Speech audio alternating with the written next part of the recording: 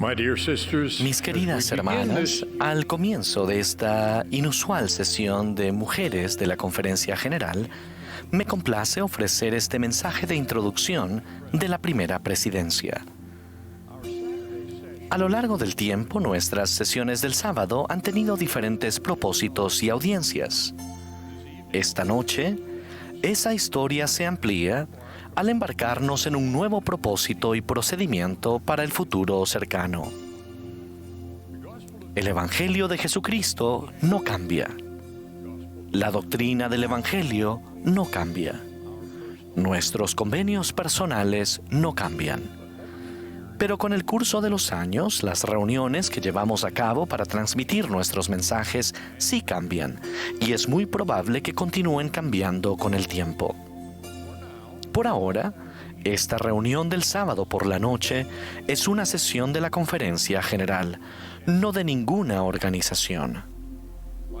Como en todas las sesiones de la Conferencia General, la planificación, los discursantes y la música han sido designados por la primera presidencia. Hemos pedido a la presidenta Jean B. Bingham, presidenta de la Sociedad de Socorro, que dirija esta sesión. Las futuras sesiones del sábado por la noche podrán ser dirigidas por una de las otras oficiales generales de la Iglesia, tales como las integrantes de las presidencias de la Sociedad de Socorro, las mujeres jóvenes o la primaria, designadas por la primera presidencia. Hoy, esta sesión del sábado por la noche de la Conferencia General se centrará en los asuntos que conciernen a las mujeres santos de los últimos días. Esto incluye la doctrina de la Iglesia de Jesucristo de los Santos de los Últimos Días, las normas de la Iglesia que atañen particularmente a las mujeres y las responsabilidades generales y la labor de las organizaciones integradas por las mujeres y las jóvenes de la Iglesia. Aunque se transmite deliberadamente a una audiencia mundial, como todas las sesiones de la Conferencia General, la audiencia invitada a estar presente en el centro de conferencias en esta sesión son mujeres y jovencitas de 12 años en adelante. Hemos incluido a algunos líderes del sacerdocio que presiden las organizaciones que participan. Lo que estamos iniciando aquí responde a los recursos de comunicación que actualmente están al alcance de los miembros y los líderes de la Iglesia del Señor en todo el mundo. La doctrina del Evangelio de Jesucristo es para todos. Ese es nuestro principal motivo y de ahí el alcance de esta difusión. Honramos a las hijas de Dios en esta sesión especial al concentrarnos en los asuntos que les conciernen a ellas y a sus organizaciones. Estamos agradecidos porque actualmente la tecnología de transmisión permite a los líderes de la Iglesia llevar a cabo capacitaciones detalladas dirigiéndose a audiencias concretas in situ. También agradecemos que las oportunidades actuales de viajar estén aumentando. Esto nos permite enviar a líderes de la Iglesia a dirigir las capacitaciones regulares necesarias en persona para los líderes in situ. Esta es la obra del Señor Jesucristo. Somos sus siervos, dirigidos por su Santo Espíritu. Invocamos las bendiciones de nuestro Señor sobre los líderes de estas organizaciones y sobre las fieles mujeres y jovencitas que prestan servicio al Señor en estas organizaciones y en su vida personal. En el nombre de Jesucristo. Amén. El propósito de la doctrina y muestra el amor para todos los hijos del Padre Celestial. Para comprender esto, trataremos de entender su plan y mandamientos. Él ama tanto a sus hijos que dio a su Hijo unigénito Jesucristo para que fuera nuestro Salvador y Redentor, para que sufriera y muriera por nosotros. En la restaurada Iglesia de Jesucristo de los Santos de los Últimos Días, gozamos de una comprensión única del plan de nuestro Padre Celestial. Esto nos brinda una perspectiva diferente del propósito de la vida terrenal, del juicio divino que le sigue y del glorioso destino final de todos los hijos de Dios. Los amo, mis hermanos y hermanas. amo a todos los hijos de Dios. Cuando a Jesús le preguntaron cuál es el gran mandamiento de la ley, Él enseñó que amar a Dios y al prójimo son los primeros grandes mandamientos. Esos mandamientos son los primeros porque nos invitan a crecer espiritualmente buscando imitar el mismo amor de Dios por nosotros. Desearía que todos tuviéramos una mejor comprensión de la amorosa doctrina y de las normas que nuestro Padre Celestial y su Hijo Jesucristo han establecido en la Iglesia de Jesucristo de los Santos de los Últimos Días. Lo que aquí expongo pretende aclarar cómo el amor de Dios explica esa doctrina y las normas inspiradas de la Iglesia. Un malentendido común sobre el juicio que finalmente sigue a la vida terrenal es que las personas buenas van a un lugar llamado cielo y las malas van a un lugar sempiterno llamado infierno. Esta suposición errónea de solo dos destinos finales implica que aquellos que no puedan guardar todos los mandamientos requeridos para el cielo estarán necesariamente destinados al infierno. Un amoroso Padre Celestial tiene un mejor plan para sus hijos. La doctrina revelada de la Iglesia restaurada de Jesucristo enseña que todos los hijos de Dios, con excepciones demasiado limitadas para considerarlas aquí, terminarán finalmente en un reino de gloria.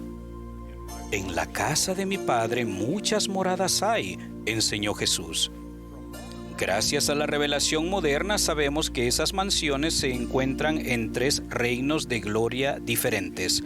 En el juicio final, cada uno de nosotros seremos juzgados de acuerdo con nuestras obras y los deseos de nuestro corazón. Antes de eso, tendremos que padecer por los pecados de los que no nos hayamos arrepentido. Las Escrituras son claras al respecto. Entonces, nuestro justo juez nos concederá morar en uno de esos reinos de gloria. Por consiguiente, tal como sabemos por la revelación moderna, todos serán juzgados y cada hombre recibirá conforme a sus propias obras su dominio correspondiente en las mansiones que están preparadas. El Señor ha elegido revelar relativamente poco sobre 2 de estos reinos de gloria. En cambio, ha revelado mucho sobre el reino de gloria más alto que la Biblia describe como la gloria del sol. En la gloria celestial hay 3 grados o niveles. El más alto de ellos es la exaltación en el reino celestial, en el que podemos llegar a ser como nuestro Padre y su Hijo Jesucristo. Para ayudarnos a desarrollar los atributos divinos y el cambio en nuestra naturaleza necesarios para comprender nuestro potencial divino, el Señor ha revelado la doctrina y ha establecido mandamientos basados en la ley eterna. Esto es lo que enseñamos en la Iglesia de Jesucristo de los Santos de los Últimos Días, porque el propósito de la doctrina y las normas de esta Iglesia restaurada es preparar a los hijos de Dios para la salvación en la gloria celestial y más particularmente para la exaltación en su grado más alto.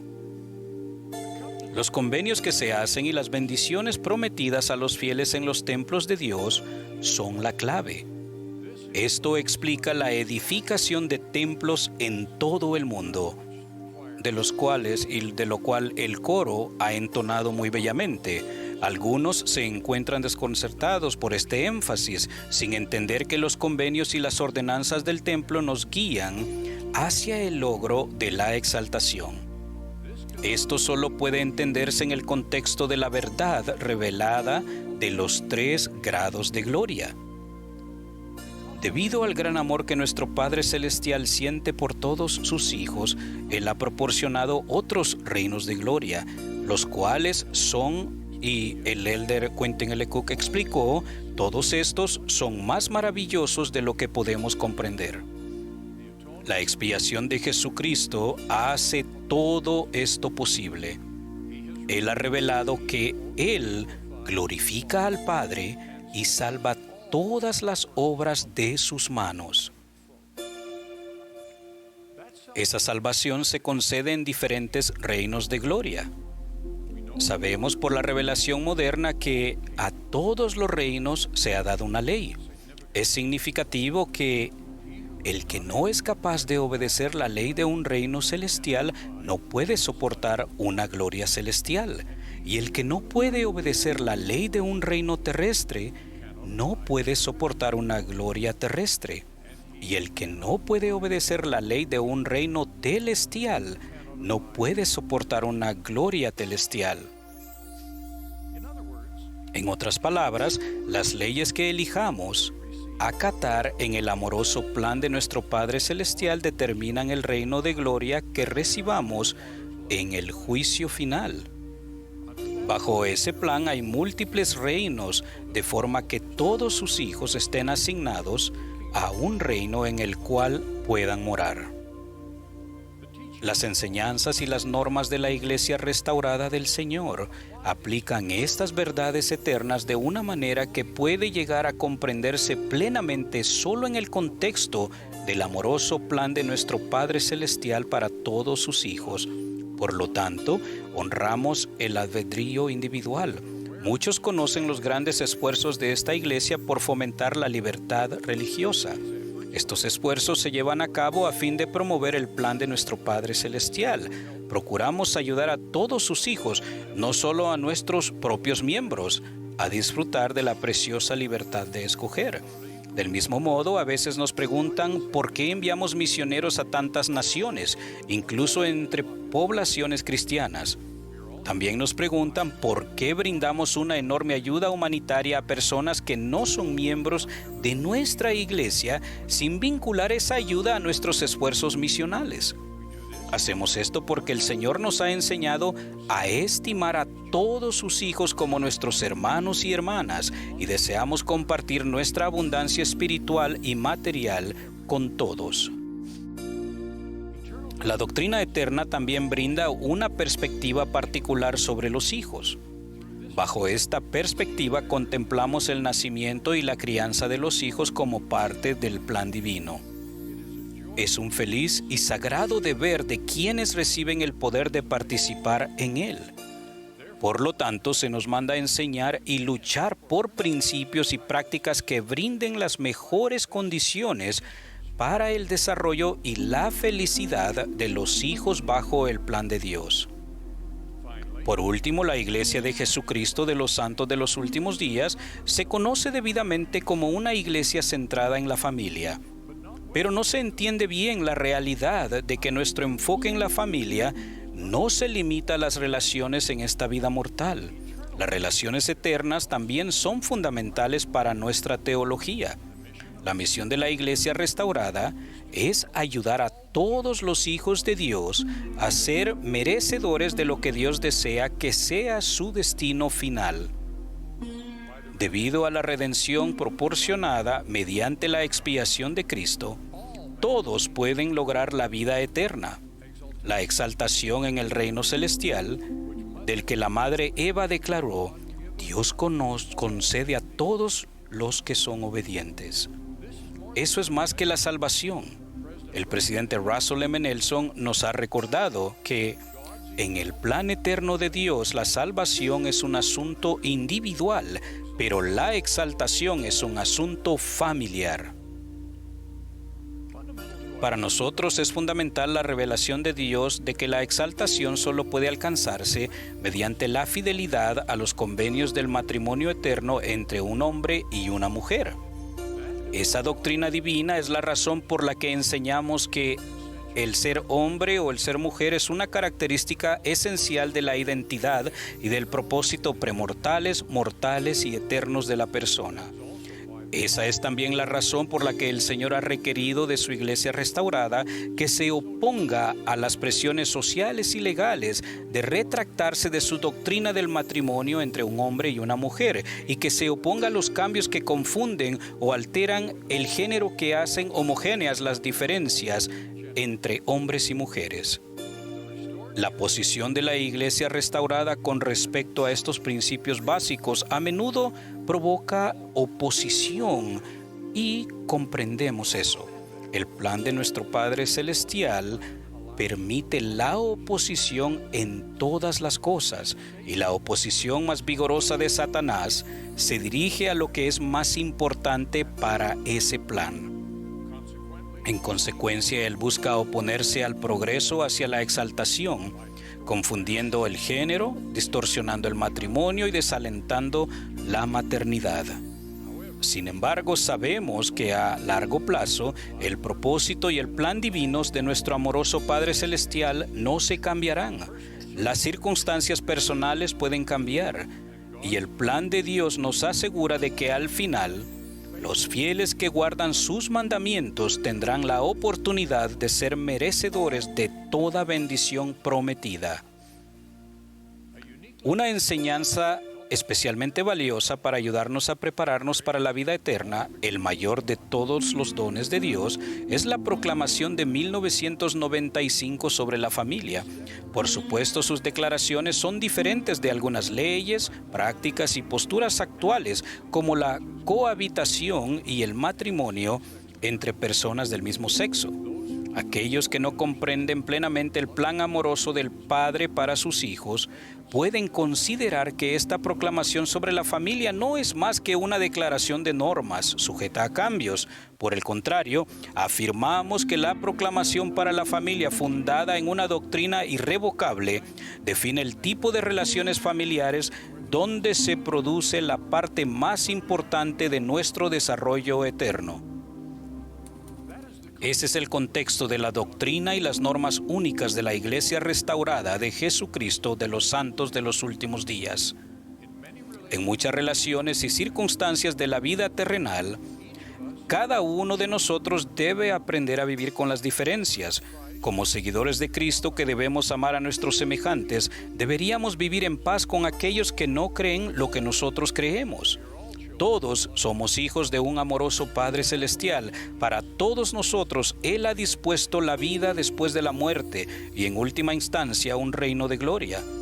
Dios desea que todos nos esforcemos por obtener sus más altas bendiciones posibles, guardando sus más altos mandamientos, convenios y ordenanzas, todo lo cual culmina en la edificación de sus santos templos en todo el mundo.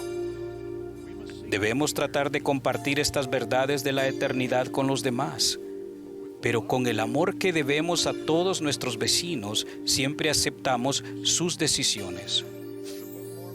Como dijo un profeta del Libro de Mormón, debemos seguir adelante teniendo amor por Dios y por todos los hombres. Como declaró el presidente Russell M. Nelson en nuestra última conferencia, nunca ha habido una época en la historia del mundo en la que el conocimiento de nuestro Salvador fuera más vital y relevante en lo personal para toda alma humana. La doctrina pura de Cristo es poderosa, cambia la vida de todo aquel que la entiende y procura implementarla en su vida. Que todos pongamos en práctica esa doctrina sagrada en nuestra propia vida es mi ruego en el nombre de Jesucristo. Amén. Hermanos y hermanas, nuestro querido presidente Russell M. Nelson nos dirigirá la palabra más tarde y me ha pedido que sea el primer discursante. Hoy hablaré en cuanto a lo que la Iglesia de Jesucristo de los Santos de los Últimos Días y sus miembros dan y hacen por los pobres y los angustiados. También hablaré de la manera en que otras personas dan.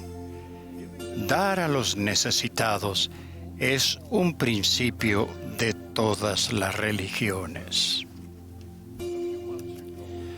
Hace algunos meses, la Iglesia de Jesucristo de los Santos de los Últimos Días informó por primera vez sobre el alcance de nuestras labores humanitarias en todo el mundo. En 2021, nuestro desembolso para los necesitados en 188 países del mundo fue de 906 millones, casi 1.000 millones de dólares, además de 6 millones de horas de trabajo voluntario a la misma causa. Esas cifras son incompletas, ya que no incluyen el servicio personal que nuestros miembros brindan de manera individual al ministrarse unos a otros mediante llamamientos y el servicio voluntario de miembro a miembro. Y nuestro informe de 2021 tampoco menciona lo que hacen separadamente por medio de innumerables organizaciones de beneficencia que no tienen conexión formal con la Iglesia. Empezaré con estas. En 1831, menos de 2 años después de que se organizara la Iglesia restaurada, el Señor dio esta revelación para guiar a sus miembros y creó todos sus hijos en el mundo. Porque aquí no conviene que yo mande en todas las cosas, porque el que es compelido en todo es un siervo perezoso. De cierto os digo que los hombres deben de estar anhelosamente consagrados a una causa buena y hacer muchas cosas de su propia voluntad y efectuar mucha justicia, porque el poder está en ellos. Y en esto vienen a ser sus propios agentes, y en tanto que los hombres hagan lo bueno de ninguna manera, perderán su recompensa. En los más de 38 años que llevo de apóstol y como profesional, he visto muchos generosos empeños de organizaciones y personas que describe esa revelación como una causa buena y efectúa mucha justicia. Hay incontables ejemplos de esa clase de servicio en todo el mundo, más allá de nuestras propias fronteras y de nuestro conocimiento general.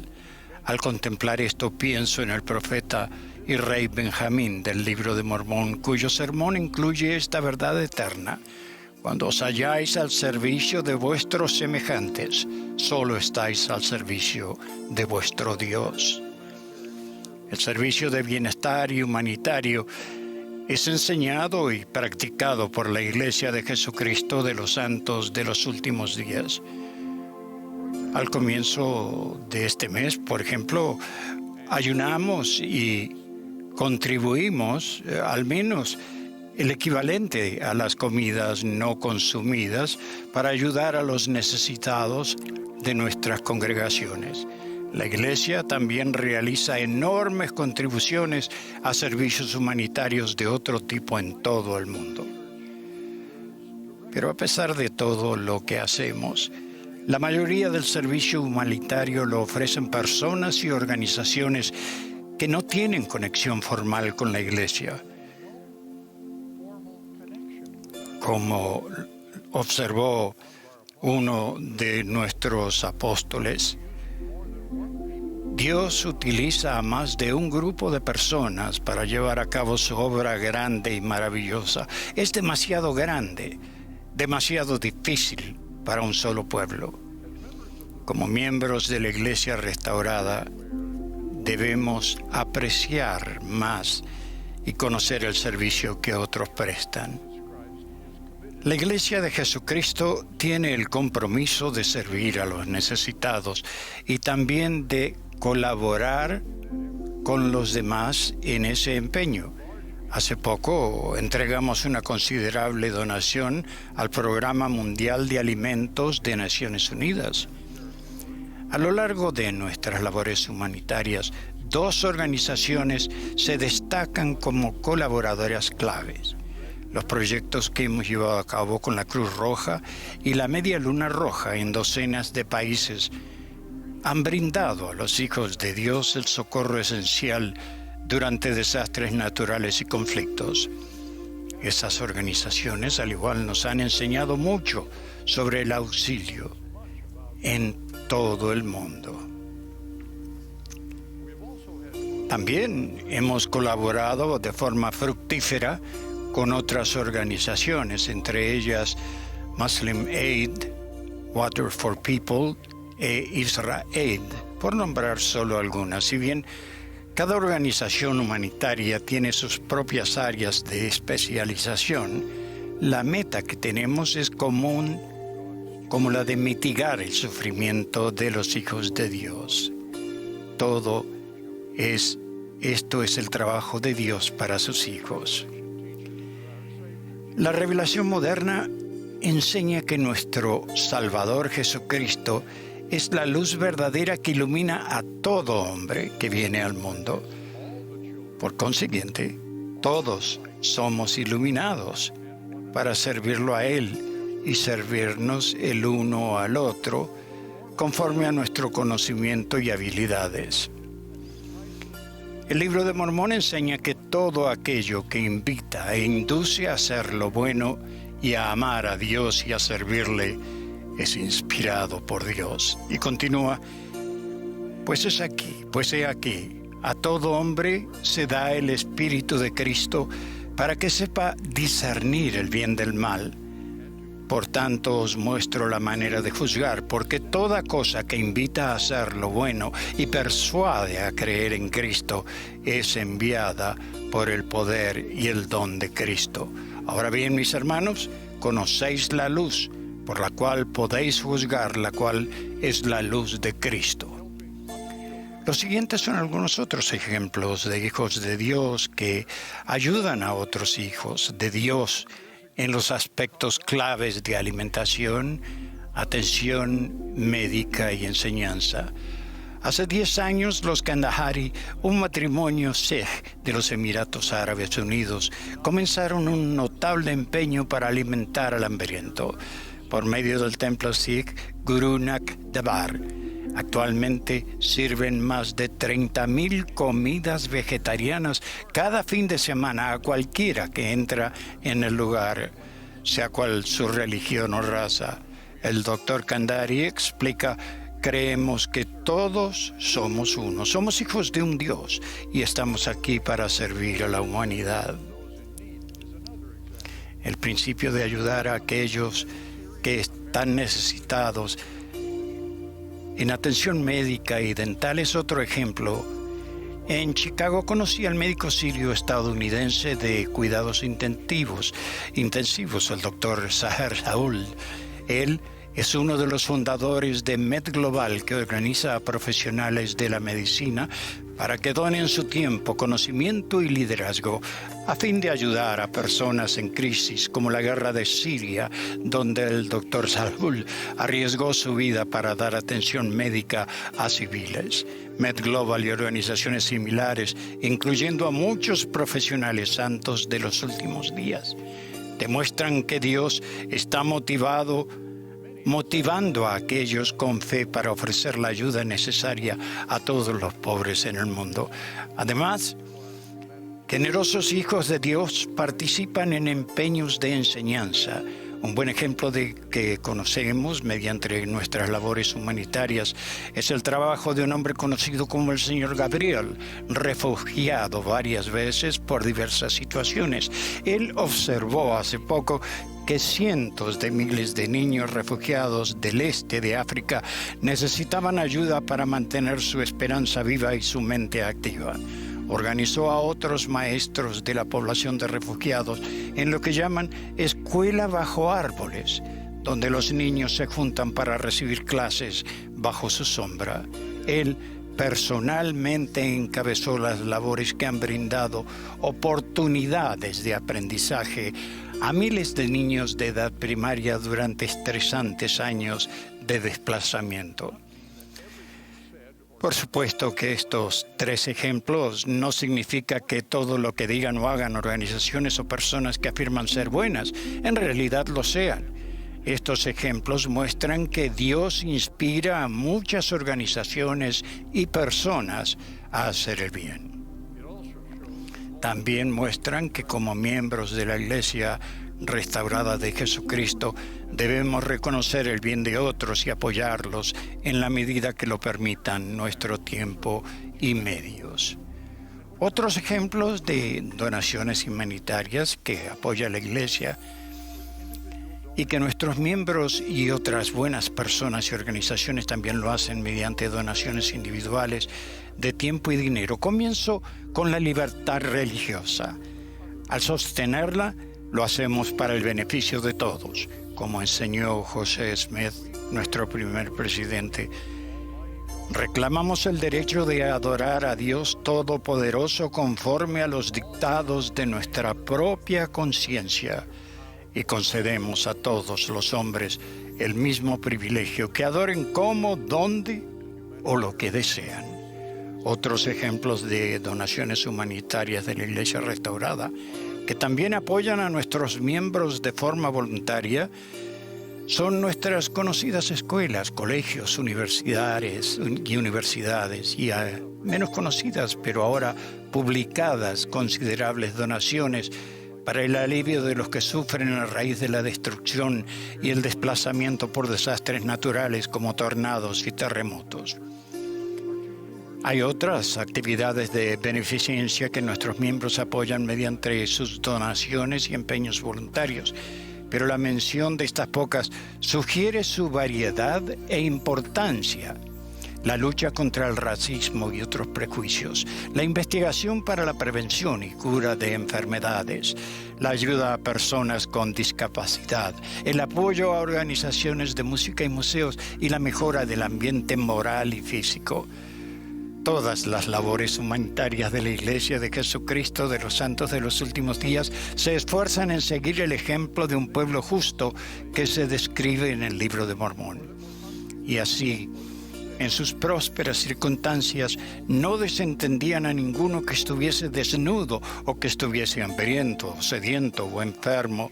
Eran generosos con todos, ora ancianos, ora jóvenes, esclavos o libres, varones y mujeres, pertenecieran o no a la Iglesia. Testifico de Jesucristo, cuya luz y espíritu nos guían a todos.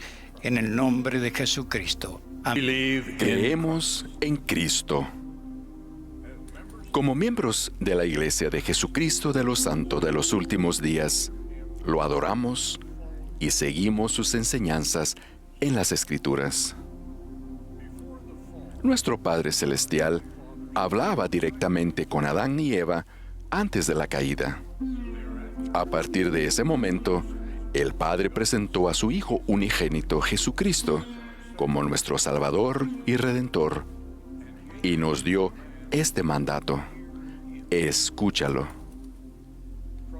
De esa indicación, llegamos a la conclusión de que en los anales de las Escrituras, las palabras pronunciadas por Dios o el Señor son casi siempre las palabras de Jehová, nuestro Señor resucitado, Jesucristo.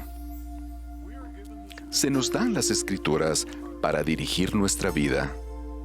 Como nos enseñó el profeta Nefi, debemos deleitarnos en las palabras de Cristo, porque aquí las palabras de Cristo nos dirán todas las cosas que debemos hacer. La mayoría de los pasajes que hablan del ministerio terrenal de Jesús son descripciones de lo que Él hizo. Mi mensaje de hoy consiste en una selección de las palabras de nuestro Salvador, lo que Él dijo. Estas son palabras que se hallan registradas en el Nuevo Testamento, incluidas las adiciones inspiradas de José Smith y en el Libro de Mormón. La mayoría de estas selecciones se encuentran en la secuencia en que nuestro Salvador las pronunció. De cierto te digo, que el que no naciere de agua y del Espíritu, no puede entrar en el reino de Dios. Y bienaventurados son los que padecen hambre y sed de rectitud, porque ellos serán llenos del Espíritu Santo. Bienaventurados los pacificadores, porque ellos serán llamados hijos de Dios. Oísteis que fue dicho, no cometerás adulterio. Pero yo os digo que cualquiera que mira a una mujer para codiciarla, ya ha cometido adulterio con ella en su corazón. Oísteis que fue dicho, amarás a tu prójimo y aborrecerás a tu enemigo.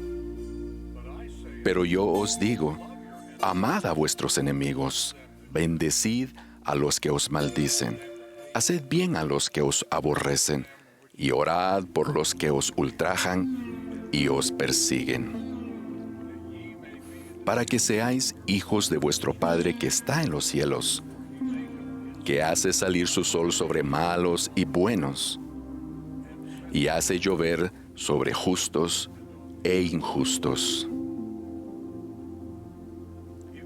Si perdonáis a los hombres sus ofensas, os perdonará también a vosotros vuestro Padre Celestial.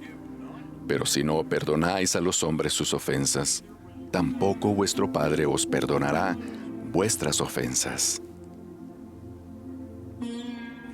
Si fuerais del mundo, el mundo amaría lo suyo.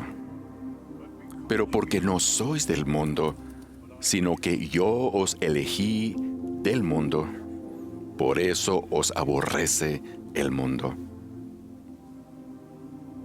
Por tanto, no busquéis las cosas de este mundo, mas buscad primeramente edificar el reino de Dios y establecer su justicia, y todas estas cosas os serán añadidas.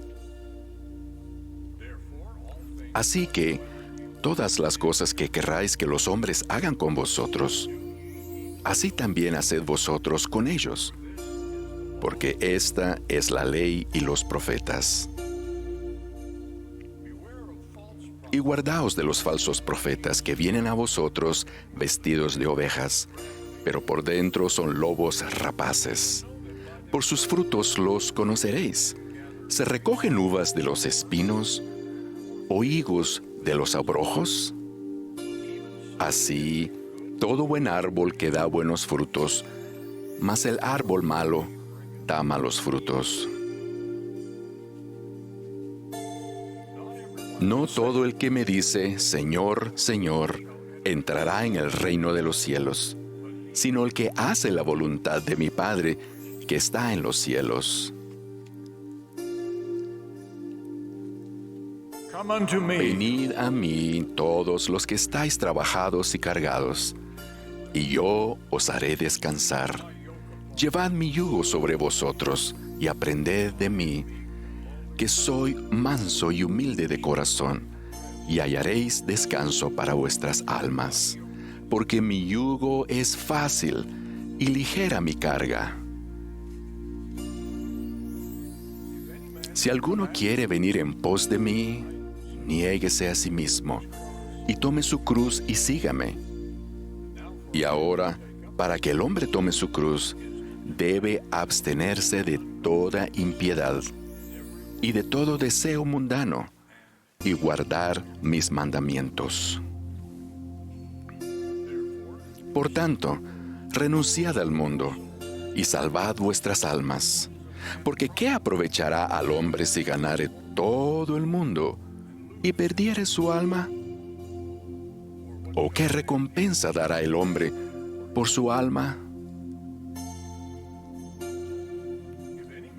El que quiera hacer la voluntad de Él, conocerá si la doctrina es de Dios o si yo hablo por mí mismo. Y yo os digo, pedid y se os dará.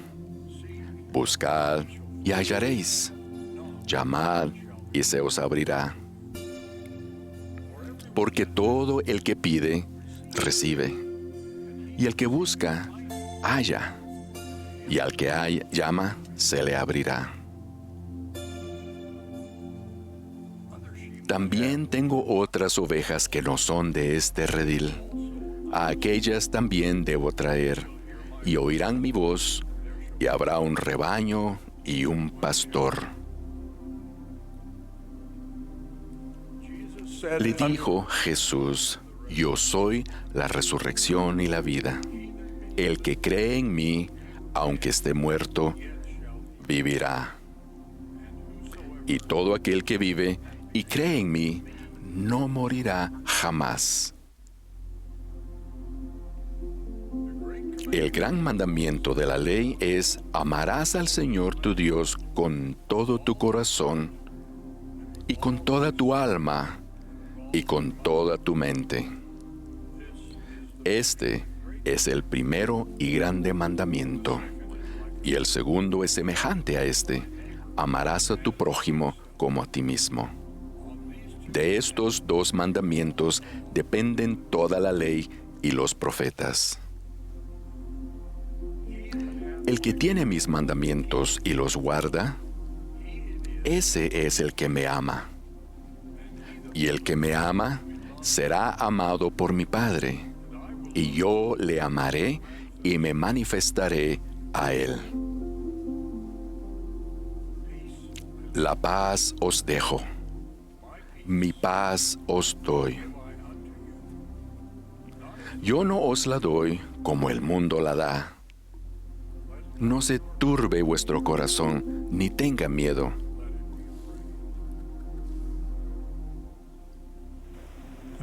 Este es mi mandamiento: que os améis los unos a los otros, como yo os he amado. Mirad mis manos y mis pies, que yo mismo soy. Palpad y ved, porque un espíritu no tiene carne ni huesos, como veis que yo tengo. Por tanto, id y haced discípulos a todas las naciones, bautizándolos en el nombre del Padre, y del Hijo, y del Espíritu Santo, enseñándoles que guarden todas las cosas que os he mandado. Y he aquí, yo estoy con vosotros todos los días hasta el fin del mundo. Después de su ministerio en Tierra Santa, Jesucristo se apareció a las personas justas en el continente americano. Estas son algunas de las palabras que él habló ahí. He aquí, yo soy Jesucristo, el Hijo de Dios. Yo creé los cielos y la tierra y todas las cosas que en ellos hay. Era con el Padre desde el principio. Yo soy en el Padre y el Padre en mí. Y en mí ha glorificado el Padre su nombre. Yo soy la luz y la vida del mundo. Soy el Alfa y la Omega, el principio y el fin. Y vosotros ya no me ofreceréis más el derramamiento de sangre. Sí, vuestros sacrificios y vuestros holocaustos cesarán. Porque no aceptaré ninguno de vuestros sacrificios, ni vuestros holocaustos. Y me ofreceréis como sacrificio un corazón quebrantado y un espíritu contrito. Y al que venga a mí con un corazón quebrantado y un espíritu contrito, lo bautizaré con fuego y con el Espíritu Santo. He aquí, he venido al mundo para traer redención al mundo, para salvar al mundo del pecado. Y otra vez os digo que debéis arrepentiros y ser bautizados en mi nombre, y volveros como un niño pequeñito, o de ningún modo heredaréis el reino de Dios.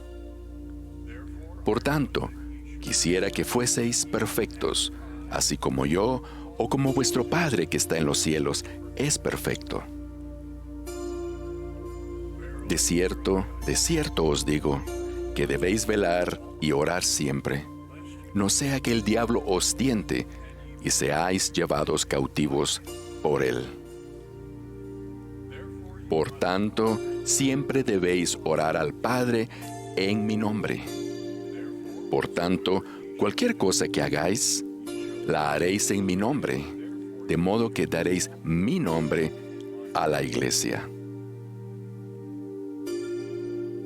He aquí, os he dado mi evangelio, y este es el evangelio que os he dado, que vine al mundo a cumplir la voluntad de mi Padre, porque mi Padre me envió.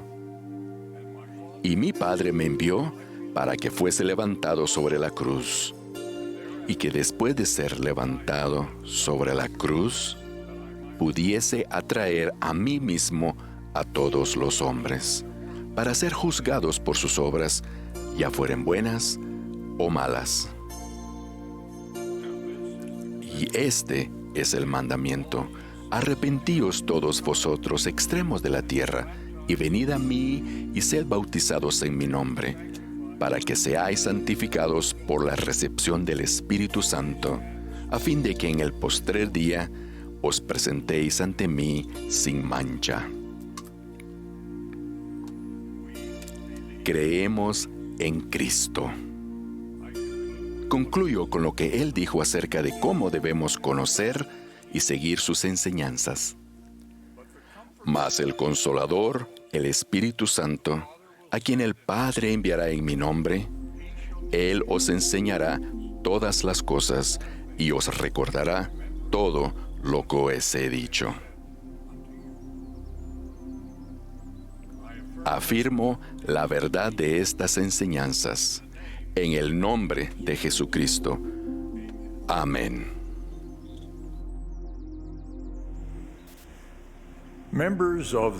Con frecuencia se pregunta a los miembros de la Iglesia de Jesucristo de los Santos de los Últimos Días, ¿cuál es la diferencia entre su iglesia y las otras iglesias cristianas?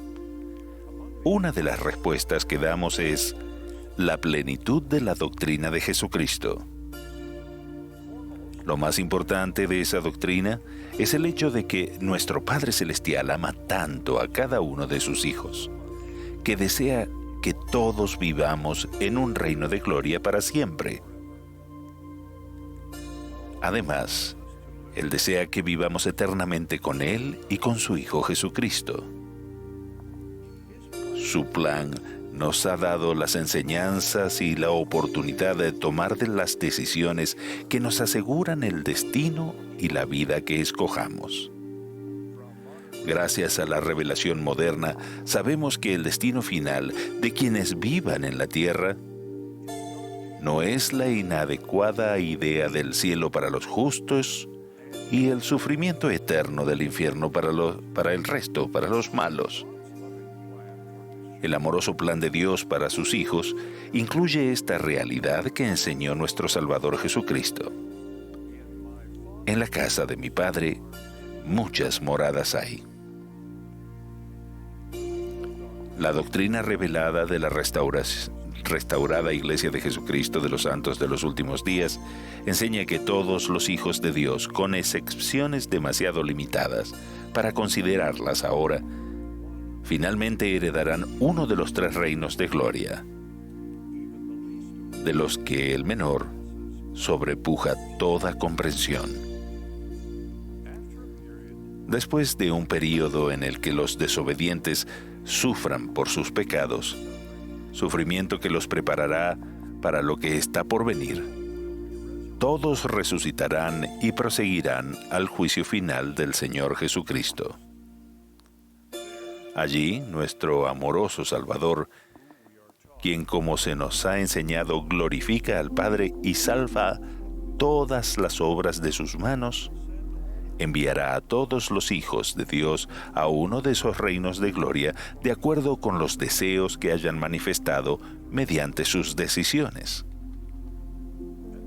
Otra doctrina y práctica singulares de la Iglesia restaurada son los mandamientos y convenios revelados que ofrecen a todos los hijos de Dios el sagrado privilegio de ser merecedores del más alto grado de gloria en el reino celestial. Ese destino máximo, la exaltación en el reino celestial, es el objetivo de la Iglesia de Jesucristo de los Santos de los Últimos Días. Por medio de la revelación moderna, los santos de los últimos días tienen esa comprensión única del plan de felicidad de Dios para sus hijos. Ese plan comienza con nuestra vida como espíritus antes de nacer y revela el propósito y las condiciones del trayecto que hemos escogido en la vida terrenal y el destino que deseamos a partir de ahí.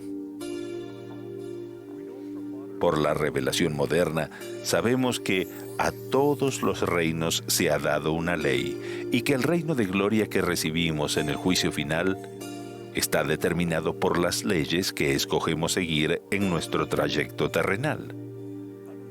Según ese amoroso plan, hay múltiples reinos, muchas moradas, para que todos los hijos de Dios hereden un reino de gloria, cuyas leyes ellos puedan obedecer fácilmente. Al describir la naturaleza y los requisitos de cada uno de los 3 reinos del plan del Padre, comenzamos con el más alto, que es el centro de los mandamientos y ordenanzas divinos que Dios ha revelado mediante la Iglesia de Jesucristo de los santos de los últimos días. En la gloria celestial hay 3 niveles, de los cuales el más alto es la exaltación en el reino celestial. Esa es la morada de quienes han recibido de su plenitud y de su gloria. De modo que son dioses, sí, los hijos e hijas de Dios, y moran en la presencia de Dios y de su Cristo para siempre jamás.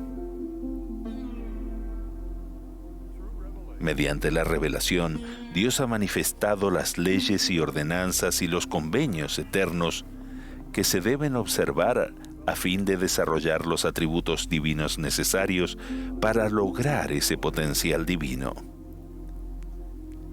Ese es el objetivo de la Iglesia de Jesucristo de los santos de los últimos días, porque el propósito de esta Iglesia restaurada es preparar a los hijos de Dios para la salvación en la gloria celestial y más particularmente para la exaltación en su grado máximo.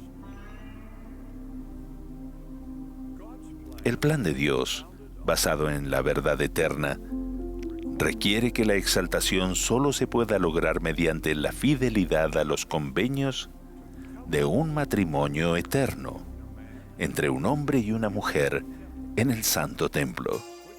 Dicho matrimonio finalmente estará al alcance de todos los fieles. Por eso enseñamos que el ser hombre o el ser mujer es una característica esencial de la identidad y del propósito premortales, mortales y eternos de la persona. Una enseñanza especialmente valiosa que nos ayuda a prepararnos para la exaltación es la proclamación de 1995 sobre la familia. Sus declaraciones aclaran los requisitos celestiales que nos preparan para vivir con Dios el Padre y con su Hijo Jesucristo. Quienes no comprenden plenamente el plan amoroso del Padre para sus hijos, tal vez consideren que esta proclamación sobre la familia no es más que una declaración de normas sujeta a cambios.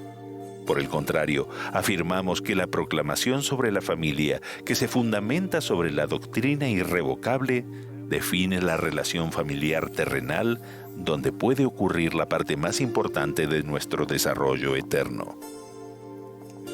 El apóstol Pablo describe los 3 grados de gloria comparándolos con las glorias del sol, de la luna y de las estrellas. El más alto da el nombre de celestial y al segundo terrestre. No nombra al más bajo, pero en una revelación dada a José Smith se añadió su nombre, celestial. Esa revelación también describe la naturaleza de las personas que se asignarán a cada uno. Quienes no elijan obedecer la ley de un reino celestial, heredarán otro reino de gloria, menor que el celestial, pero adaptado a las leyes que hayan escogido y puedan obedecer fácilmente. En inglés, la palabra usada para obedecer, que es muy común en las Escrituras, también puede significar perseverar o permanecer. Por ejemplo, quienes estén en el reino terrestre, comparable al conocido concepto de cielo, son los que reciben de la presencia del Hijo, mas no de la plenitud del Padre. Eran hombres honorables de la tierra que fueron cegados por las artimañas de los hombres, pero no eran valientes en el testimonio de Jesús.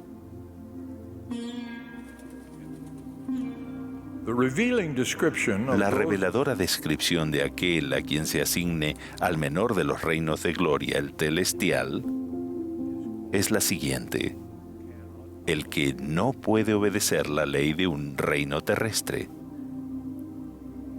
Eso describe a quienes rechazan al Salvador y no han respetado los límites divinos de su comportamiento.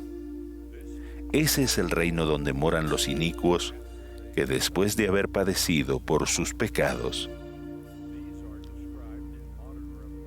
a estos se los describe en la revelación moderna como los que no recibieron el Evangelio de Cristo ni el testimonio de Jesús. Estos son los mentirosos y los hechiceros, los adúlteros y los fornicarios, y quien quiera que ama y obra mentira.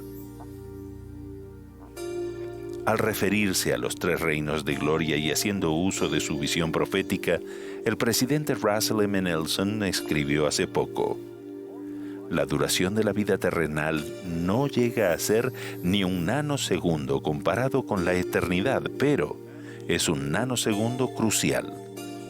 Consideren detenidamente cómo funciona. Durante esta vida mortal decidimos qué leyes estamos dispuestos a obedecer: las leyes del reino celestial, las del reino terrestre o las del reino celestial, y como consecuencia en qué reino de gloria viviremos para siempre. ¡Qué grandioso plan! Es un plan que respeta completamente el albedrío de cada uno de ustedes. El apóstol Pablo enseñó que se nos han dado las enseñanzas y los mandamientos del Señor para que todos podamos alcanzar la medida de la estatura de la plenitud de Cristo. Ese proceso requiere mucho más que la adquisición de conocimiento. No es siquiera suficiente estar convencidos de la veracidad del Evangelio, debemos actuar y pensar a fin de ser convertidos por medio de él. A diferencia a otras denominaciones que nos enseñan a saber algo, el Evangelio de Jesucristo nos desafía a llegar a ser algo. De tales enseñanzas concluimos que el juicio final no es simplemente una evaluación de la suma total de las obras buenas o malas, o sea, lo que hemos hecho. Es basado en el efecto final que tienen nuestros hechos y pensamientos, o sea, lo que hemos llegado a ser. Nos hacemos merecedores de la vida eterna mediante un proceso de conversión. En este contexto, esta palabra de muchos significados implica un profundo cambio de naturaleza. No es suficiente que la persona tan solo actúe sin pensarlo. Los mandamientos, las ordenanzas y los convenios del Evangelio no son una lista de depósitos requeridos en alguna cuenta celestial. El Evangelio de Jesucristo es un plan que nos muestra cómo llegar a ser lo que nuestro Padre Celestial desea que lleguemos a ser. Gracias a Jesucristo y su expiación, cuando nos equivocamos en esta vida podemos arrepentirnos y regresar a la senda de los convenios que conduce a lo que nuestro Padre Celestial desea para nosotros. En el libro de Mormón se nos enseña que esta vida es cuando debemos prepararnos para comparecer ante Dios. Sin embargo, a esa difícil limitación de esta vida se le dio un contexto esperanzador, al menos hasta cierto punto para algunas personas. Mediante lo que el Señor reveló al presidente Joseph F. Smith, actualmente registrado en Doctrina y Convenios, sección 138, el profeta escribió: vi que los fieles élderes de esta dispensación, cuando salen de la vida terrenal, continúan sus obras en la predicación del Evangelio de arrepentimiento y redención mediante el sacrificio del unigénito Hijo de Dios. Entre aquellos que están en tinieblas y bajo la servidumbre del pecado en el gran mundo de los espíritus de los muertos. Los muertos que se arrepientan serán redimidos mediante su obediencia a las ordenanzas de la casa de Dios. Y después que hayan padecido el castigo por sus transgresiones y sean lavados y purificados, recibirán una recompensa según sus obras, porque son herederos de salvación. Además, sabemos que el milenio, los 1000 años que siguen a la segunda venida del Salvador, será un tiempo para efectuar las ordenanzas requeridas por quienes no las hayan recibido en su vida terrenal. Hay mucho que desconocemos acerca de los 3 períodos principales del plan de salvación. 1. El mundo preterrenal de los espíritus. 2. La vida terrenal. Y 3. La vida venidera y la relación entre ellos. Sin embargo, si conocemos estas verdades eternas, la salvación es un asunto personal, la exaltación es un asunto familiar. Tenemos un amoroso Padre Celestial que se asegurará de que recibamos todas las bendiciones y todas las ventajas que nuestros propios deseos y decisiones nos permitan obtener. También sabemos que Él no impondrá a nadie una relación de sellamiento en contra de su voluntad. Las bendiciones de una relación bajo sellamiento están aseguradas para todos aquellos que guarden sus convenios, pero nunca imponiendo una relación bajo sellamiento a otra persona que no sea digna o que no esté dispuesta. Mis queridos hermanos y hermanas, testifico de la veracidad de estas cosas. Testifico de nuestro Señor Jesucristo, el autor y perfeccionador de nuestra fe, cuya expiación, según el plan de nuestro Padre Celestial, lo hace todo posible. En el nombre de Jesucristo. Amén.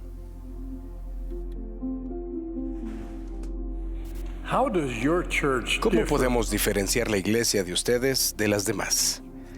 Mi respuesta a esta importante pregunta ha variado conforme he madurado y a medida que ha crecido la iglesia. Cuando nací en Utah en 1932, el número de miembros de la iglesia era de tan solo unos 700,000, agrupados principalmente en Utah y en los estados cercanos. En este momento solo contábamos con 7 templos. En la actualidad, la cantidad de miembros de la Iglesia de Jesucristo de los Santos de los Últimos Días supera los 17 millones, en alrededor de 170 naciones. Hasta el 1 de abril, tenemos 189 templos dedicados en muchas naciones y 146 más en etapa de planificación y construcción. He sentido la necesidad de hablar sobre el propósito de estos templos y de la historia y la función de los convenios en nuestra adoración. Tal cosa complementa las inspiradas enseñanzas de discursantes anteriores. Un convenio es el compromiso de cumplir con ciertas responsabilidades. Los compromisos personales son esenciales para la regulación de nuestra vida personal y para el funcionamiento de la sociedad. Esta idea está siendo cuestionada en la actualidad. Una minoría estridente se opone a la autoridad institucional e insiste en que las personas deben ser libres de cualquier restricción que pueda limitar su libertad individual. Sin embargo, sabemos gracias a milenios de experiencia que renunciamos a algunas libertades individuales para poder obtener las ventajas de vivir en comunidades organizadas. Dichas renuncias a libertades individuales se basan principalmente en compromisos o convenios, expresados o implícitos. Aquí hay algunos ejemplos de responsabilidades dentro de nuestra sociedad. Número 1, jueces. 2, personal militar. Número 3, personal médico. Y 4, bomberos. Todas las personas involucradas que participan en estas ocupaciones conocidas se comprometen a menudo formalizándolo mediante juramento o convenio, a cumplir con sus deberes asignados. Lo mismo se aplica para nuestros misioneros de tiempo completo. Su vestimenta o placas de identificación distintivas tienen el propósito de indicar que el portador está bajo convenio y por lo tanto tienen el deber de enseñar y servir, y se les debe apoyar en el servicio que estos prestan. Un propósito relacionado es el que puedan recordar al portador sus responsabilidades acordes o acordadas por el convenio. No hay magia en su ropa o símbolos distintivos, solo un recordatorio necesario de las responsabilidades especiales que han asumido tales personas. Lo mismo ocurre con los símbolos de los anillos de boda y de compromiso, y su función al dar aviso a quienes los contemplan, o el recordar al portador sus responsabilidades tomadas por convenio. Lo que he dicho acerca de convenios, que son un fundamento para la regulación de la vida de las personas, se aplica particularmente a los convenios religiosos. El fundamento y la historia de muchas afiliaciones y requisitos religiosos se basan en los convenios. Por ejemplo, el convenio abrámico es fundamental para varias tradiciones religiosas importantes, ya que éste introduce y presenta la idea sagrada de que las promesas del convenio de Dios están con sus hijos. El Antiguo Testamento con frecuencia hace referencia a un convenio entre Dios y Abraham y su descendencia. La primera parte del Libro de Mormón, que se escribió durante el periodo del Antiguo Testamento, demuestra claramente la función de los convenios en la historia y la adoración de los israelitas. A Nefi se le dijo que los escritos israelitas de este periodo eran una historia de los judíos, los cuales contienen los convenios que el Señor ha hecho con la casa de Israel. Los libros de Nefi también hacen referencia frecuente al convenio abrámico y a Israel como el pueblo del convenio del Señor.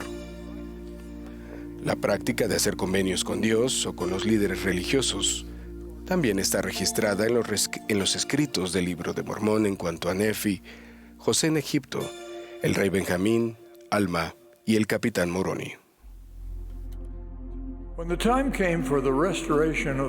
llegó el tiempo de la restauración de la plenitud del Evangelio de Jesucristo, Dios llamó a un profeta, José Smith. No conocemos el contenido completo de las primeras instrucciones del ángel Moroni a este joven profeta que estaba madurando. Pero sabemos que él le dijo a José que Dios tenía una obra para él y que la plenitud del Evangelio eterno se debía sacar a la luz, lo que incluye las promesas hechas a los padres. También sabemos que las escrituras que el joven José leyó más rigurosamente, incluso antes de que se le mandara a organizar una iglesia, eran las muchas enseñanzas sobre los convenios que estaba traduciendo en el Libro de Mormón. Este libro es la fuente principal de la restauración de la plenitud del Evangelio e incluyen el plan de Dios para sus hijos, y el Libro de Mormón está lleno de referencias a convenios. Siendo buen conocedor de la Biblia, José debió haber sabido de la referencia en el libro de Hebreos a la intención del Salvador de establecer con la casa de Israel y con la casa de Judá un nuevo convenio. En Hebreos también se hace referencia a Jesús como el mediador del nuevo convenio. De manera significativa, el relato bíblico del ministerio terrenal del Salvador se titula El Nuevo Testamento, un sinónimo implícito de el Nuevo Convenio. Los convenios fueron fundamentales en la restauración del Evangelio. Esto es evidente en los primeros pasos que el Señor mandó que el profeta diera para poder organizar su iglesia. Tan pronto como se publicó el Libro de Mormón, el Señor dirigió la organización de su iglesia restaurada, que pronto se llamaría la Iglesia de Jesucristo de los Santos de los Últimos Días. La revelación dada en abril de 1830 indica que las personas deben ser recibidas en su iglesia por el bautismo. Después de que testifiquen, lo cual significa dar testimonio solemnemente, que se han arrepentido verdaderamente de todos sus pecados y que están dispuestos a tomar sobre sí el nombre de Jesucristo, con la determinación de servirle hasta el fin. Esta misma revelación manda que la iglesia se reúna a menudo para tomar el pan y el agua, en memoria del Señor Jesús. La importancia de esta ordenanza es evidente en las palabras que se han especificado en convenios para el élder o el presbítero que oficia. Él bendice los emblemas del pan para las almas de todos los que participen de él, para que testifiquen ante ti, oh Dios Padre eterno, que están dispuestos a tomar sobre sí el nombre de tu Hijo y a recordarle siempre y a guardar sus mandamientos que Él les ha dado. La función central de los convenios en la Iglesia restaurada se reafirmó en el prefacio que el Señor dio para la primera publicación de sus revelaciones. Allí el Señor declara que ha llamado a José Smith porque los habitantes de la tierra se han desviado de mis ordenanzas y han violado mi convenio sempiterno. Dicha revelación también explica que se dieron sus mandamientos para que se establezca mi convenio sempiterno.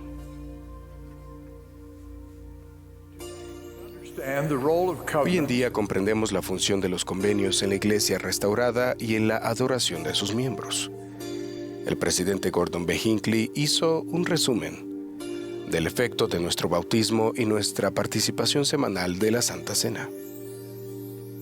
Dijo lo siguiente: todo miembro de esta iglesia que haya entrado en las aguas del bautismo se ha convertido en una de las partes de un sagrado convenio. Cada vez que tomamos el sacramento de la Cena del Señor, renovamos este convenio. Se nos ha recordado constantemente a través de varios oradores durante esta conferencia que nuestro profeta, el presidente Russell M. Nelson, a menudo se refiere a la senda de los convenios que nos lleva de regreso a Dios. Y se trata, ante todo, de nuestra relación con Dios. También nos enseña sobre el simbolismo o significado de los convenios en el templo y nos insta a ver el fin desde el principio y a pensar de manera celestial. Ahora hablaré más respecto a los convenios del templo, en cumplimiento de su responsabilidad de restaurar la plenitud del Evangelio de Jesucristo. El profeta José Smith pasó gran parte de sus últimos años dirigiendo la construcción de un templo en Nauvoo, Illinois. Por medio de él, el Señor reveló enseñanzas, doctrina y convenios sagrados para que sus sucesores los administraran en los templos.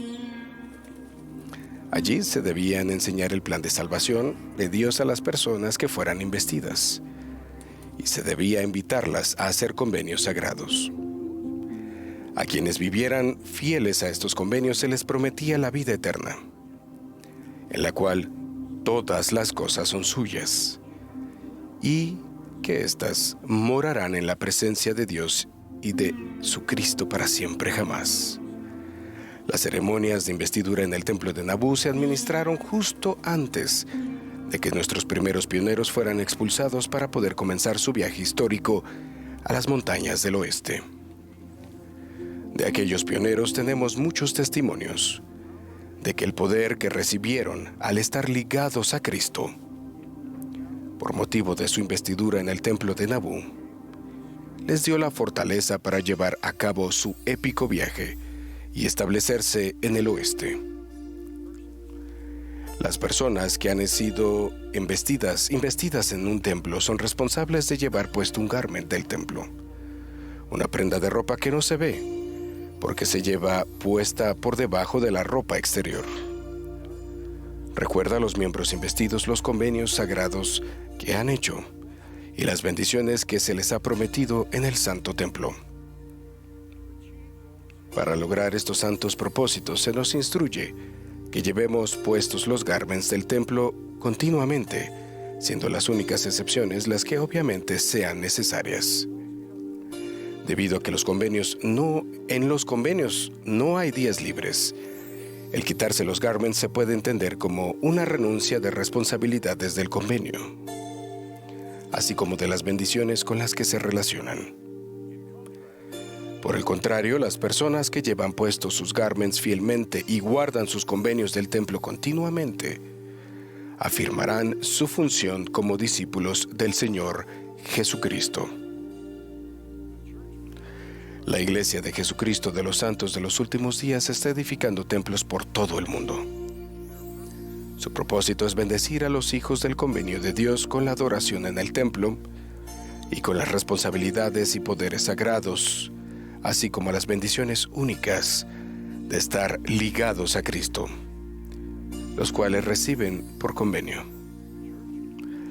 La Iglesia de Jesucristo se conoce como una iglesia que hace hincapié en hacer convenios con Dios. Los convenios son inherentes a cada una de las ordenanzas de salvación y exaltación que esta iglesia restaurada administra. La ordenanza del bautismo y sus convenios relacionados son los requisitos esenciales para entrar en el reino celestial.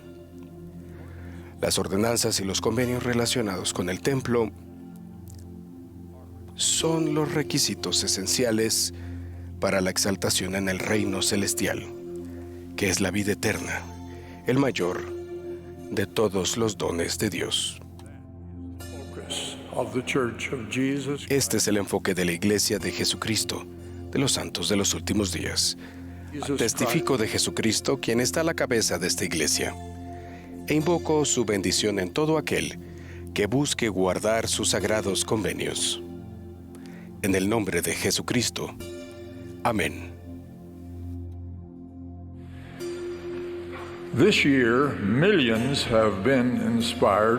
Este año, el plan de estudio del Evangelio, conocido por la invitación del Salvador Ven Sígueme, ha inspirado a millones de personas. Seguir a Cristo no es una práctica casual ni ocasional, sino una dedicación continua y una manera de vivir que debe guiarnos en todo tiempo y en todo lugar. Sus enseñanzas y su ejemplo definen la senda para todo discípulo de Jesucristo. Y todos estamos invitados a esa senda, pues Él invita a todos a venir a Él, negros o blancos, esclavos o libres, varones o mujeres. Todos son iguales ante Dios. El primer paso para seguir a Cristo es obedecer lo que Él definió como el gran mandamiento de la ley. Amarás al Señor tu Dios con todo tu corazón y con toda tu alma y con toda tu mente.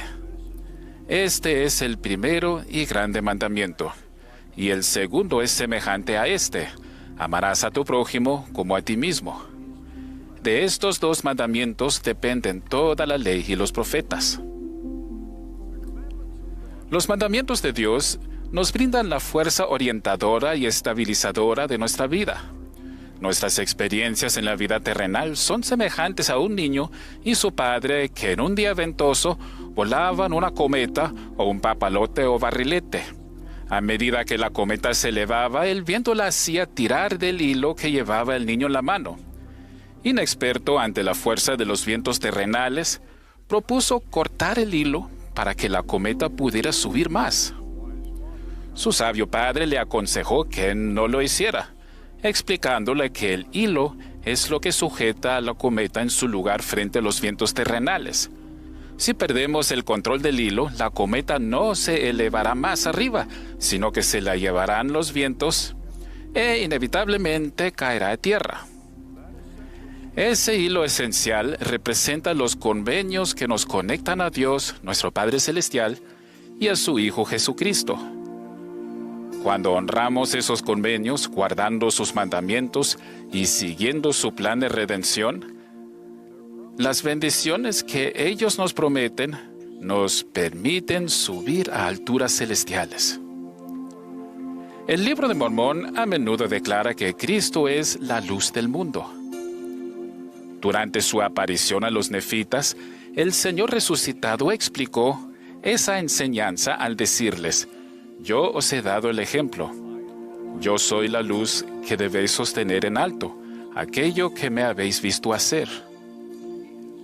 Él es nuestro modelo a seguir. Aprendemos lo que Él ha dicho y hecho a medida que estudiamos las Escrituras y seguimos las enseñanzas proféticas, tal como el presidente Russell M. Nelson nos ha instado a hacer. En la ordenanza de la Santa Cena, cada día de reposo hacemos convenio de recordarle siempre y de guardar sus mandamientos. En el Libro de Mormón, el Señor nos dio los principios fundamentales en lo que Él llamó la doctrina de Cristo. Dichos principios son la fe en el Señor Jesucristo, el arrepentimiento, el bautismo, la recepción del don del Espíritu Santo, perseverar hasta el fin y volverse como un niño, lo cual significa confiar en el Señor y someternos a todo cuanto Él requiere de nosotros. Los mandamientos del Señor son de dos tipos: permanentes, como la doctrina de Cristo, y temporales. Los mandamientos temporales son aquellos que son necesarios para las necesidades de la Iglesia del Señor o de los fieles, en circunstancias temporales, pero que se dejan de lado una vez pasada la necesidad. Un ejemplo de mandamientos temporales son las instrucciones del Señor a los primeros líderes de la Iglesia de trasladar a los santos de Nueva York a Ohio, a Missouri y a Illinois, y finalmente de dirigir el éxodo pionero a las sierras del occidente. Aunque solo fueron temporales, cuando aún estaban vigentes, esos mandamientos se dieron para ser obedecidos. Algunos mandamientos permanentes han tardado mucho en ser observados de forma generalizada. Por ejemplo, el famoso discurso del presidente Lorenzo Snow sobre la ley del diezmo enfatizó un mandamiento que se había dado con anterioridad, pero que los miembros de la Iglesia aún no guardaban a nivel general. Era necesario volver a enfatizarlo debido a las circunstancias que en aquel momento enfrentaban la Iglesia a sus miembros. Se han necesitado también ejemplos recientes de énfasis debido a las circunstancias actuales que los santos de los últimos días o la Iglesia afrontan. Entre ellos, la proclamación sobre la familia, emitida por el presidente Gordon B. Hinckley hace una generación atrás, y el reciente llamado del presidente Russell M. Nelson a que la Iglesia sea conocida por su nombre relevado, la Iglesia de Jesucristo de los Santos de los Últimos Días. Otra de las enseñanzas de nuestro Salvador parece requerir de un énfasis renovado en las circunstancias de nuestros días. Este es un tiempo de muchas palabras crueles e hirientes en las comunicaciones públicas y a veces incluso en nuestras familias. Las marcadas diferencias en cuestiones de políticas públicas a menudo llevan a acciones de hostilidad, incluso de odio, en las relaciones públicas y personales. Este ambiente de enemistad a veces hasta paraliza la capacidad de legislar en asuntos de importancia en los que la mayoría de los ciudadanos ve una necesidad urgente de alguna acción en favor del bien público. ¿Qué deberían enseñar y hacer los seguidores de Cristo en esta época de comunicaciones tóxicas? ¿Cuáles fueron sus enseñanzas y ejemplos? Es significativo que entre los primeros principios que enseñó Jesús cuando se apareció a los nefitas, se encuentra el de evitar la contención. Si bien enseñó esto en el contexto de disputas sobre doctrina religiosa, las razones que él dio se aplican claramente a las comunicaciones y relaciones en la política, la legislación pública y familiares. Jesús enseñó lo siguiente: Aquel que tiene el espíritu de contención no es mío, sino es del diablo, que es el padre de la contención. Y él irrita los corazones de los hombres para que contiendan con ira unos con otros. He aquí, esta no es mi doctrina, agitar con ira el corazón de los hombres el uno contra el otro. Antes bien, mi doctrina es esta, que se acaben tales cosas. Durante el resto de su ministerio entre los nefitas, Jesús enseñó otros mandamientos estrechamente relacionados con su prohibición de la contención. Sabemos, por lo que se enseña en la Biblia, que Él había enseñado previamente cada uno de estos en su gran sermón del monte, y por lo regular precisamente en el mismo lenguaje que luego utilizó con los nefitas. Citaré el texto familiar de la Biblia. Amad a vuestros enemigos, bendecid a los que os maldicen, haced el bien a los que os aborrecen, y orad por los que os ultrajan y os persiguen. Este es uno de los mandamientos más conocidos de Cristo, el más revolucionario y más difícil de seguir. Sin embargo, es una parte fundamental de su invitación a que todos lo sigamos. Como enseñó el presidente David O. McKay, no existe mejor manera de manifestar el amor por Dios que demostrar un amor desinteresado por nuestros semejantes. He aquí otra enseñanza fundamental dada por aquel que es nuestro modelo a seguir. Bienaventurados los pacificadores, porque ellos serán llamados hijos de Dios. Los pacificadores. ¿Cómo cambiarían las relaciones personales si los seguidores de Cristo renunciaran a las palabras crueles e hirientes en todas sus comunicaciones? En la conferencia general del año pasado, el presidente Russell M. Nelson nos dio los siguientes retos. Dijo él, una de las maneras más sencillas de reconocer a un verdadero seguidor de Cristo es fijarse en qué medida trata a los demás con compasión. Los verdaderos discípulos de Jesucristo son pacificadores. Una de las mejores maneras en las que podemos honrar al Salvador es convirtiéndonos en pacificadores. Y concluyendo sus enseñanzas dijo, la contención es una elección, ser pacificador es una elección.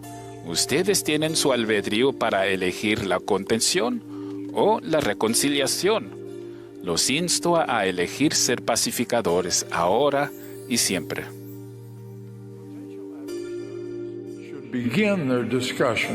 En las conversaciones, los posibles adversarios deberían comenzar identificando puntos en común en los que todos estén de acuerdo. Para seguir a nuestro modelo perfecto y a su profeta, debemos practicar lo que popularmente se conoce como la regla de oro. Así que todas las cosas que queráis que los hombres hagan con vosotros, así también haced vosotros con ellos, porque esta es la ley y los profetas. Hay que amar y hacer el bien a todos, y evitar la contención y ser pacificadores en todas nuestras comunicaciones.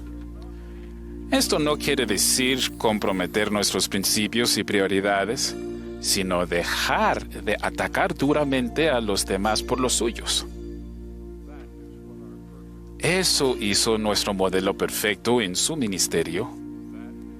Es el ejemplo que Él nos dejó al invitarnos a seguirlo.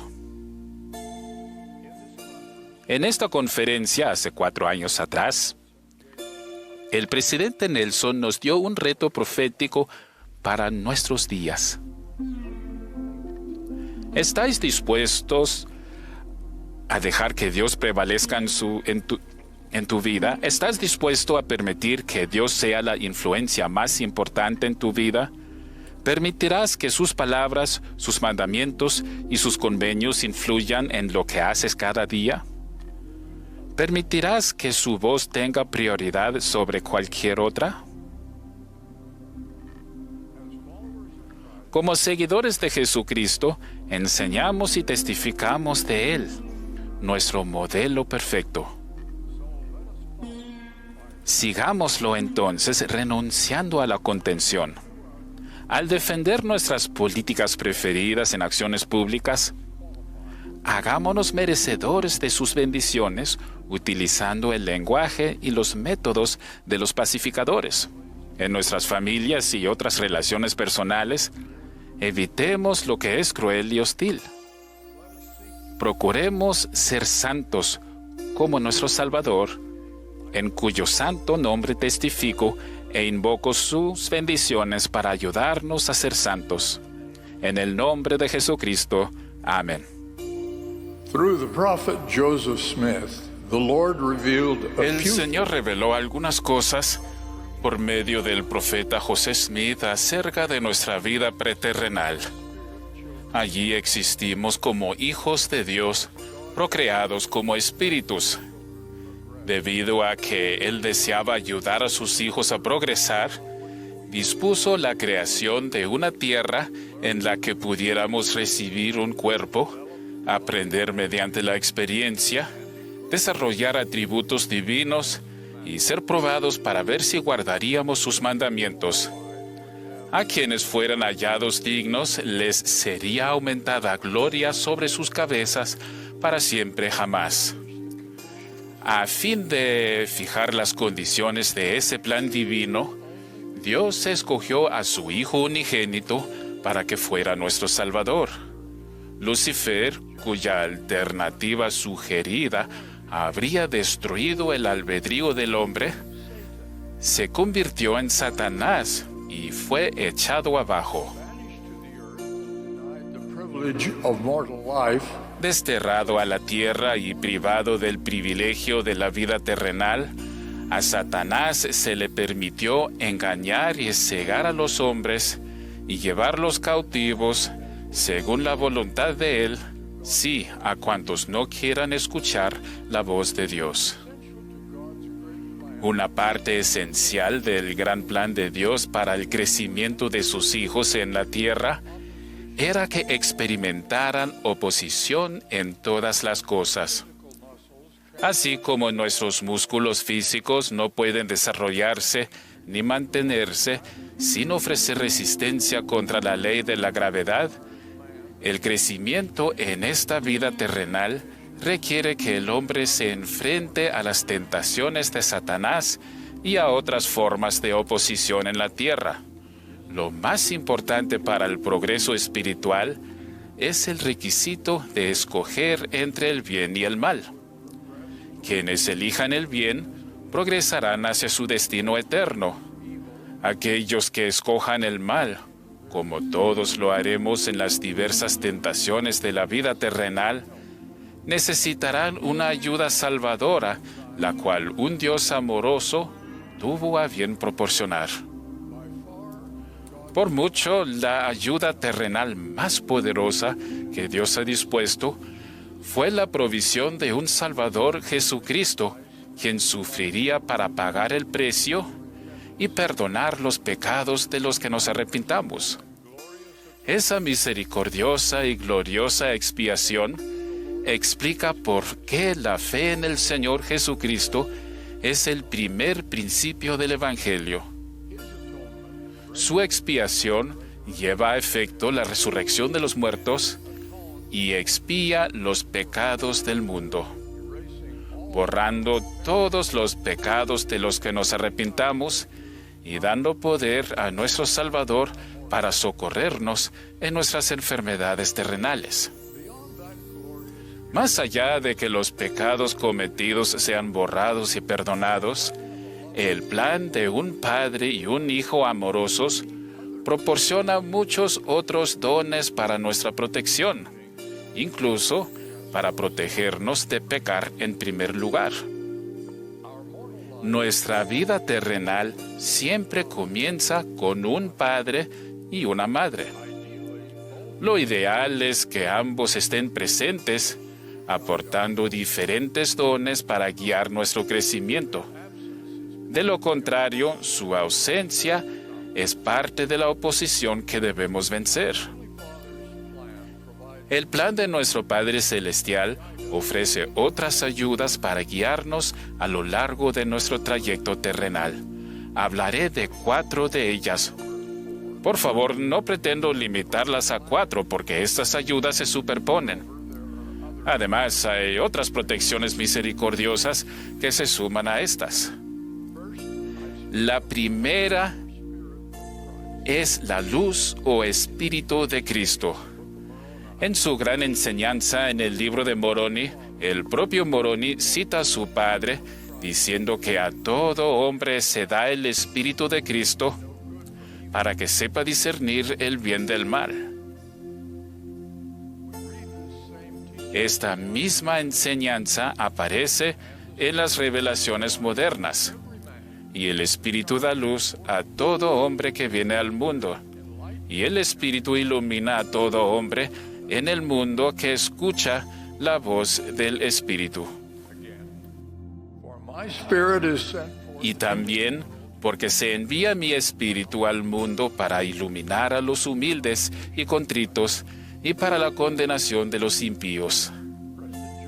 El presidente Joseph Fielding Smith explicó ambos pasajes.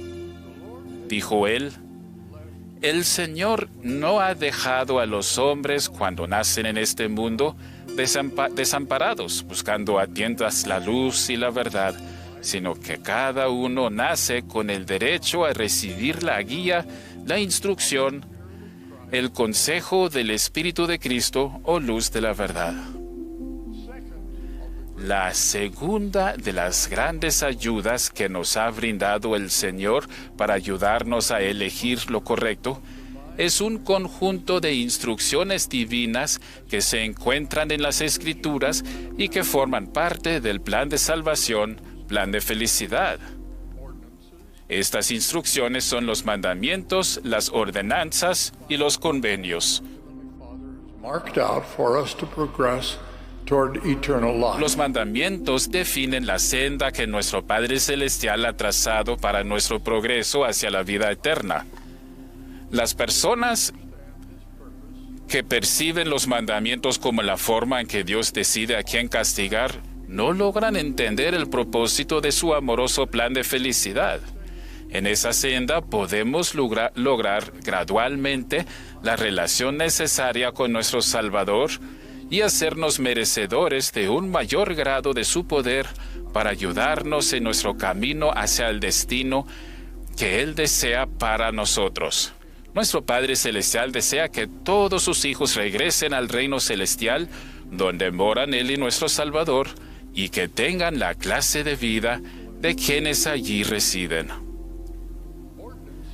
Las ordenanzas y los convenios son parte de la ley que define la senda hacia la vida eterna.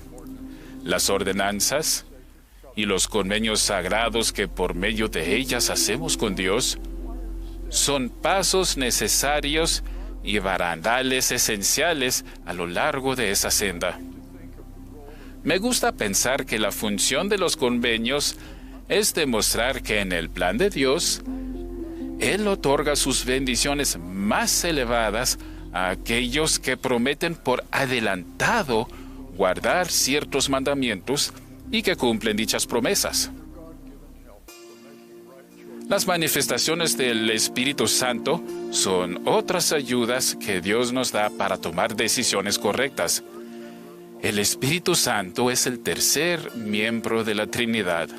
Su función, que se define en las Escrituras, es testificar del Padre y del Hijo, enseñarnos, recordarnos todas las cosas y guiarnos a toda verdad. Las Escrituras incluyen muchas descripciones de las manifestaciones del Espíritu Santo, tales como un testimonio espiritual en respuesta a una consulta sobre la veracidad del Libro de Mormón. Una manifestación no debe confundirse con el don del Espíritu Santo, el cual se confiere después del bautismo.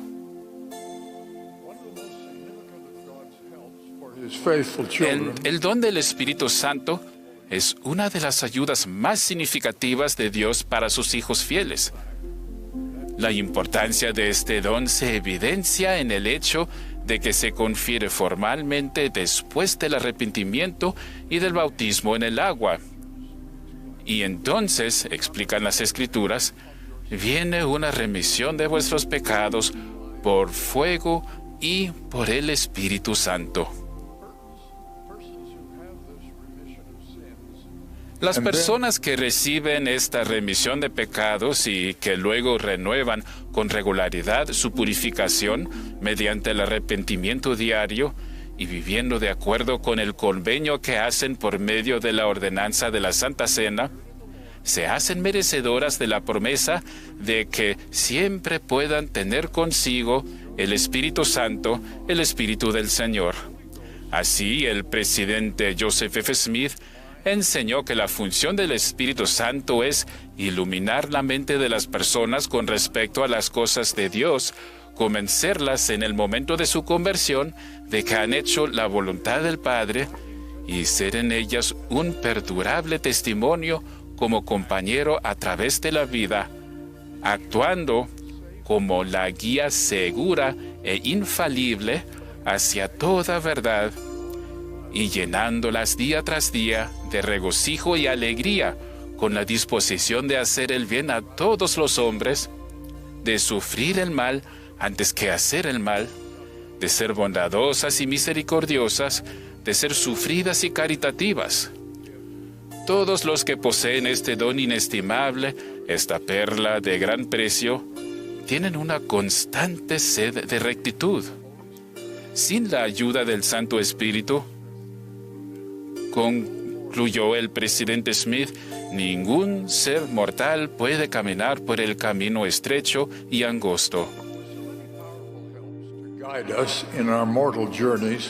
Con tantas ayudas poderosas para guiarnos en nuestro trayecto terrenal, es decepcionante que tantas personas sigan sin estar preparadas para el encuentro señalado con nuestro Salvador y Redentor Jesucristo. La parábola de las 10 vírgenes, de la cual tanto se ha hablado en esta conferencia, sugiere que de entre las invitadas a recibirlo, solo la mitad no estarán preparadas. Todos conocemos ejemplos de ello. Exmisioneros que han interrumpido su crecimiento espiritual con periodos de inactividad, jóvenes que han puesto en peligro su crecimiento espiritual al haberse apartado de las enseñanzas y actividades de la iglesia, hombres que han pospuesto su ordenación al sacerdocio de Melquisedec, hombres y mujeres, a veces la posteridad de pioneros nobles o padres dignos, que se han salido de la senda de los convenios antes de hacer y guardar convenios en el Santo Templo. Muchas de tales desviaciones se producen cuando los miembros no siguen el plan fundamental de mantenimiento espiritual que incluye la oración personal, el estudio regular de las Escrituras y el arrepentimiento frecuente. En cambio, algunos descuidan la renovación semanal de los convenios al no tomar la Santa Cena. También hay quienes afirman que la Iglesia no está satisfaciendo sus necesidades.